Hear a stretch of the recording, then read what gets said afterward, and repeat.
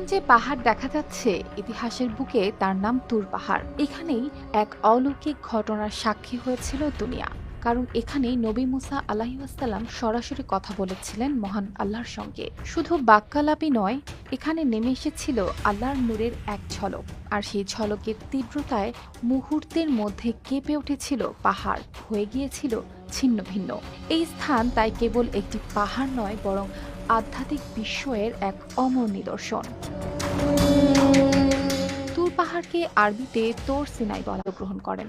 এক শীতল রাতে তারা পরিবার নিয়ে মিশরের পথে ছিলেন। স্ত্রীর প্রসব বেদনা শুরু হওয়ায় আগুনের প্রয়োজন হলো, কিন্তু নির্জন পাহাড়ি প্রান্তরে পাওয়া গেল না আগুন। তখন দূরে দেখা দিল ক্ষীণ আলো। তিনি পরিবারকে নিরাপদে রেখে এগোলেন।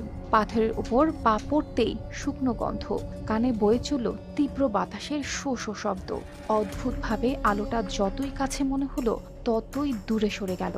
শেষে তিনি পৌঁছালেন তুবা নামের পবিত্র উপত্যকায়। সামনে এক সবুজ গাছে আগুন জ্বলছে, অথচ পাতাগুলো অক্ষত। ঠিক তখনই গভীর গর্জনের মতো একটি আহ্বান তিনি অনুভব করলেন। তাকে জানানো হলো জায়গাটা পবিত্র, তাই জুতা খুলে দাঁড়াতে হবে। তাকে বলা হলো আল্লাহর ইবাদত কায়েম করতে, স্মরণ জারি রাখতে, দায়িত্ব নিতে। এরপর অলৌকিক নিদর্শন দেখা গেল। আল্লাহর নির্দেশে হাতে থাকা লাঠি মাটিতে ফেলতেই সেটা সাপের মতো নড়ল। আবার মুসা আলাহিসাল্লাম ধরতেই শান্ত হয়ে আগের লাঠি হয়ে দাঁড়ালো।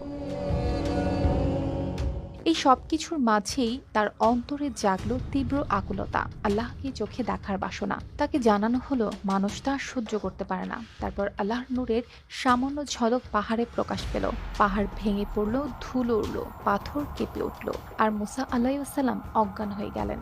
জ্ঞান ফিরলে তার উপলব্ধি হলো আল্লাহকে দেখা মানুষের সাধ্যে নয়। তিনি ক্ষমা প্রার্থনা করলেন, কৃতজ্ঞতা ভরে দায়িত্ব গ্রহণ করলেন। পরবর্তীতে তাকে 40 দিন তুরে অবস্থানের নির্দেশ দেওয়া হলো। তবে আরেকটি পাহাড়ি প্রভাতে নাজিল হলো তাওরাতের শিক্ষা। ফলকে লেখা বিধান তাদের সম্প্রদায়ের জন্য দিশা হয়ে উঠল।